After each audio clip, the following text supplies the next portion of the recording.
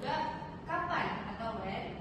Kata ini digunakan untuk menjelaskan waktu terjadinya peristiwa. Terus ada juga siapa atau who. Kata ini digunakan untuk menjelaskan orang-orang yang terlibat pada peristiwa tersebut.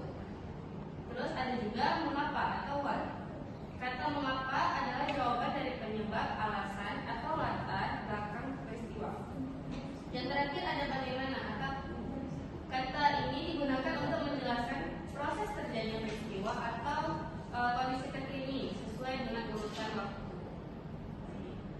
Selanjutnya ada struktur teks berita.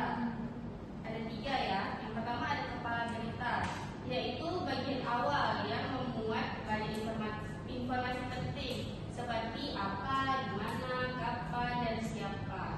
Terus selanjutnya ada tubuh berita, yaitu terdapat jawaban atas pertanyaan mengapa dan bagaimana peristiwa itu terjadi.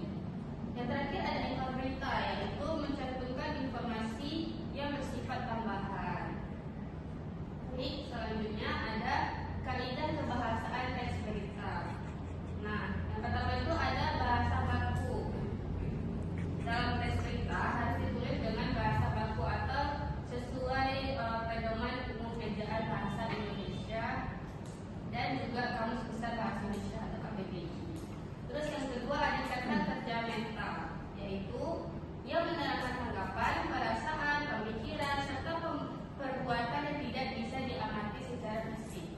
Nah, selanjutnya ada konstruksi temporal, yaitu kata penghubung yang menandai keterangan waktu. Selanjutnya ada konstruksi penerangan